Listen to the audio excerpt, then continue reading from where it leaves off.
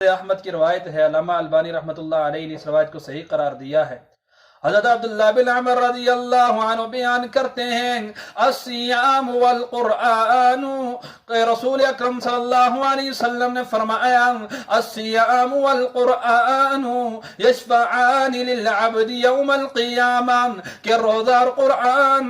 بندے کے لیے سفارش کریں گے قیامت کے دن۔ روزہ کہے گا، اے ربی منعتہ الطعام والشہوات، اللہ میں نے اس کو دن بھر کھانے پینے سے اور شہوات سے روکے رکھا، فشفعنی فی،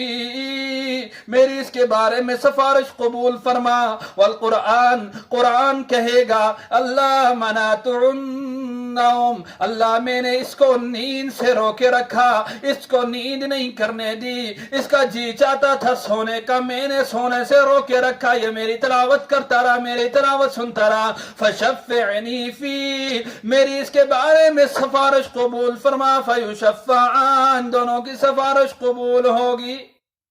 یہاں پر غور کیجئے کہ یہاں پر بھی قرآن کا ذکر رات کے ساتھ،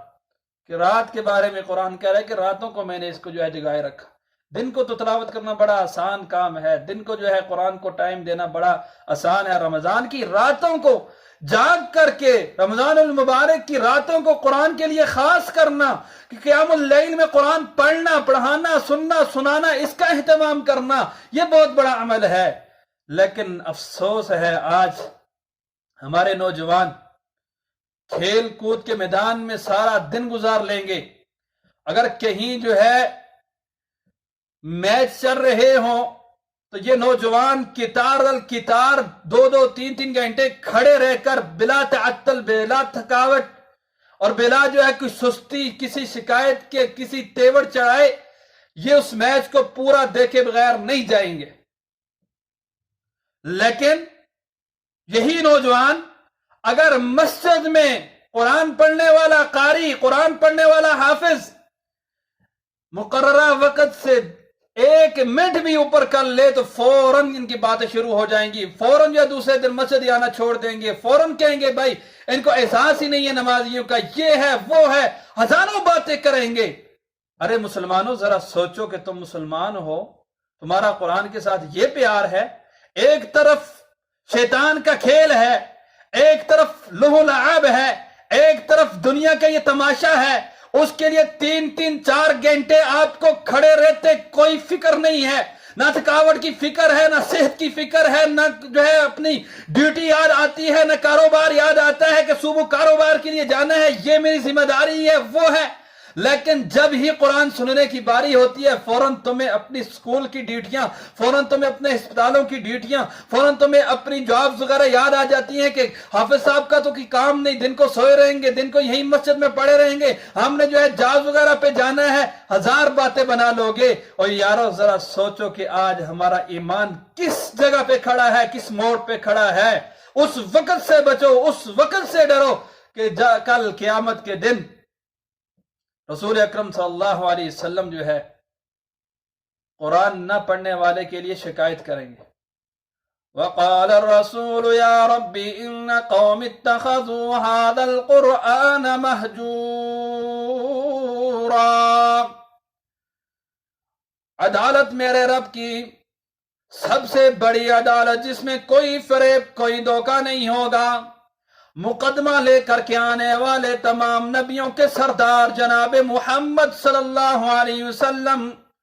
مقدمے کے لیے مد مقابل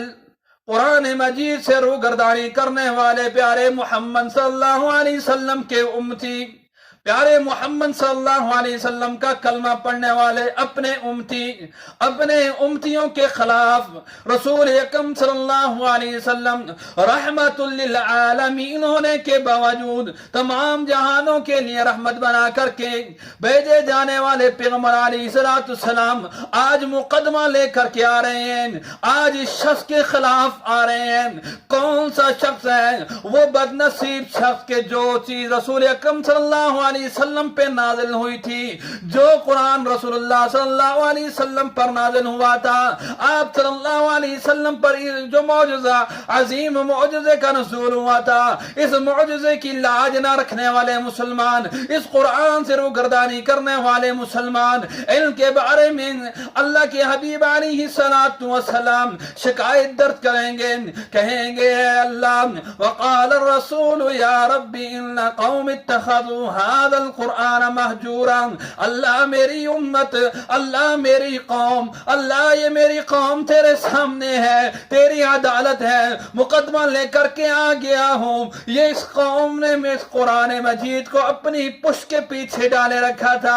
پیٹھ پیچھے جو ہے قرآن کو ڈالے رکھا تھا۔ اس کے مفہوم مفسرین نے کئی بیان کیے ہیں، ان میں سے ایک تو یہ کہ نہ اس نے قرآن کو سیکھا، اس کو قرآن پڑھنا نہ آیا، ہر طرح کی دنیا میں ڈگریاں لیے پھرنے والا نوجوان پی ایچ ڈی ہولڈر جو ہے ان کو بھی قرآن پڑھنے نہیں آیا، یہ اسمبلیوں میں پہنچ جانے والے MP سورہ اخلاص تک تلاوت نہ کر پانے والے، ان کے بارے میں جو ہے قرآن مجید کے لیے کل قیامت کے دن پیارے حبیب کا مقدمہ ہوگا، اس وقت یہ نہیں چلے گا، جھوٹے دعوے نہیں چلیں گے کہ میں سب سے زیادہ عاشق رسول ہوں، میں زیادہ رسول اللہ سے محبت کرنے والا ہوں۔ یارو رسول اللہ سے محبت، سچی محبت اس کو ہے جس نے رسول اکرم صلی اللہ علیہ وسلم پر نازل ہونے والے قرآن کے ساتھ حیا کی، جس نے رسول اکرم صلی اللہ علیہ وسلم پہ نازل ہونے والے قرآن کی لاج رکھی، اس سے روگردانی نہیں کی بلکہ اس کو اپنے سینے کے ساتھ لگائے رکھا۔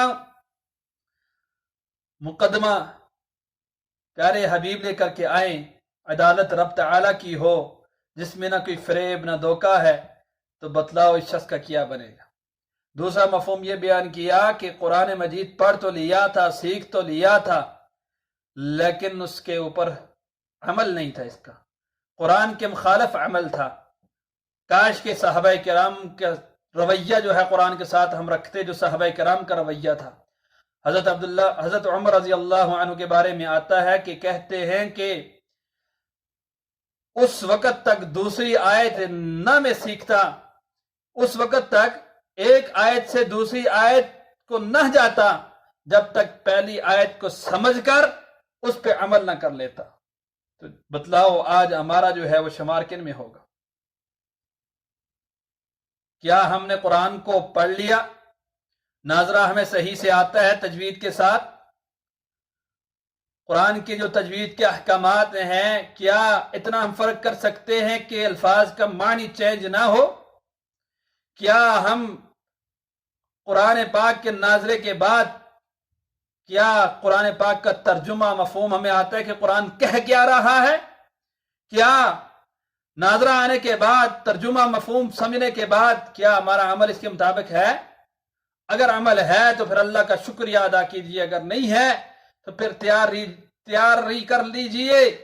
کہ کل قیامت کے دن جو ہے یہ جب ہٹ درج ہوگی، یہ مقدمہ چلایا جائے گا، اس وقت مقدمے کا سامنا آپ نے کرنا ہوگا۔ أقبلت يا رمضان الخير مستمر، يا باغي الخير